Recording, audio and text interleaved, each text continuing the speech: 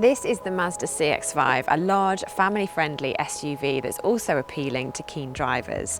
And in this video, we're going to see if the latest version is any good. But before we start, make sure you're subscribed to our YouTube channel and click on the bell icon so that you're notified with every new video. And if you're thinking of buying a Mazda CX-5, head to whatcar.com and see how much money we can save you. This second generation CX-5 is Mazda's largest SUV and sits in the large SUV class, which means it's bigger than the Nissan Qashqai and Seat Ateca. Instead, its rivals include the Peugeot 5008, Ford Kuga, Toyota RAV4, Skoda Kodiaq, and the Citroen C5 Aircross. Unlike the most practical cars in that class, this does not come with 7 seats. Is that such a problem? Let's take a look inside.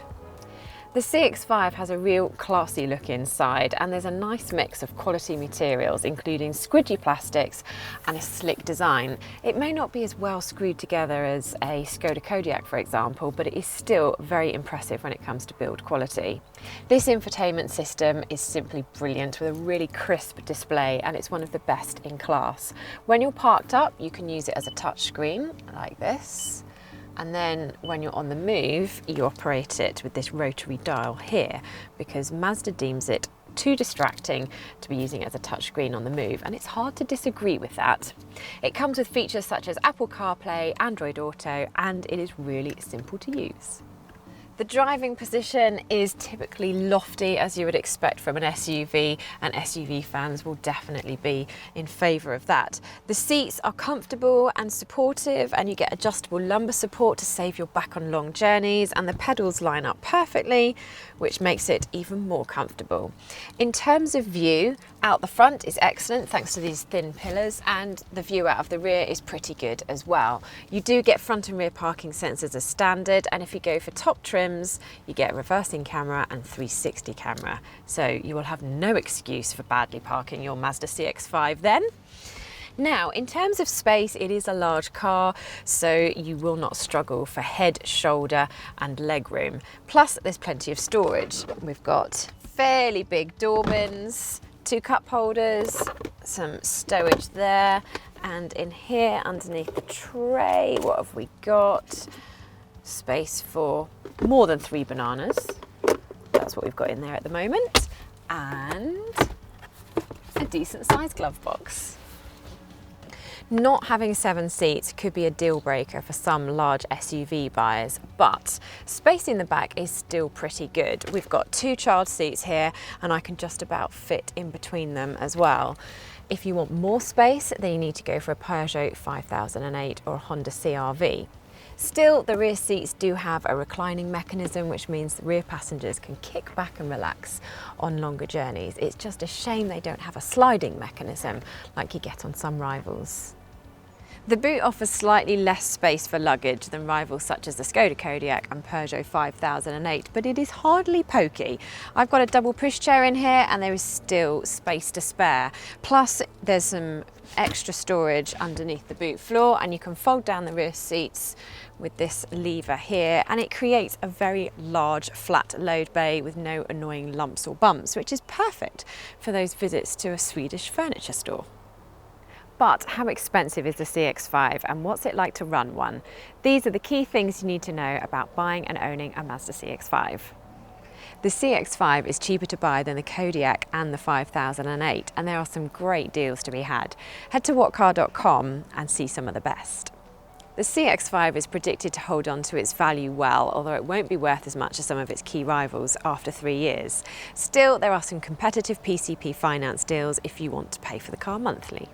The CX-5 diesel engines are more frugal in real-world driving conditions than many of its rivals, so if you're a company car driver, these are definitely the engines to go for. There's 3 trim levels to choose from, but the entry-level SEL Nav Plus is all that you will really need, because it still comes with luxuries such as adaptive cruise control, climate control, front and rear parking sensors, and LED lights throughout. Mazda has a good reliability record, and you get a warranty that lasts for 3 years or 60,000 miles, which is pretty standard across its class. You can also extend it for a fee.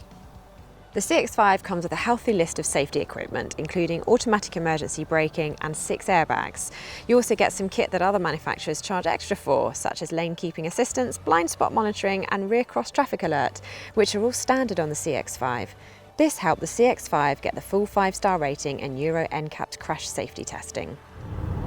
In the CX-5, it's the diesels that perform better than the petrols. Even the entry-level Skyactiv D 150 pulls really well from 1,100 RPM all the way through to the surprisingly high red line. In fact, it feels more like a turbocharged petrol than a diesel.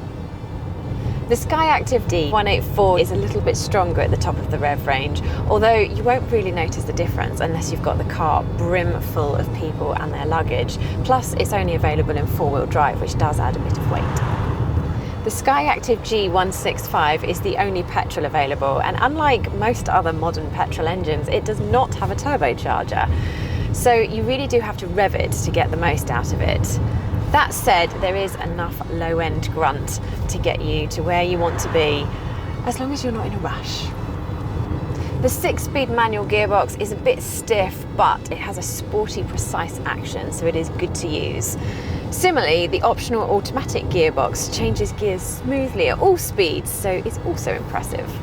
The CX-5 has a relatively stiff suspension setup compared to other large SUVs. This means that compared to the Kodiaq and CR-V, it handles really quite well. There's plenty of grip, and the CX-5 provides more feedback through its steering than most rivals, and it's more enjoyable to drive along a typical country road as a result. But that stiff suspension doesn't do much for ride comfort, and it's one of the CX-5's few weak points.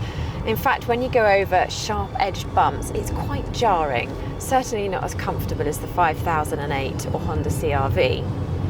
And when you get onto the motorway, it doesn't really settle there either. The Mazda CX-5 is one of the best large SUVs you can buy. Yes, it may not have the added practicality of the additional 2 seats that you get in the Peugeot 5008. However, it's good to drive, very well equipped, safe and classy inside. And if you're looking for value for money, go for the 2-litre petrol in the entry-level SEL Nav Plus. And if you do more than average mileage, look at one of the diesels. If you're interested in buying a Mazda CX-5, head to whatcar.com and see how much money we can save you. And before you go anywhere, make sure you have subscribed to our YouTube channel and click on the bell icon so that you can be notified with every new video.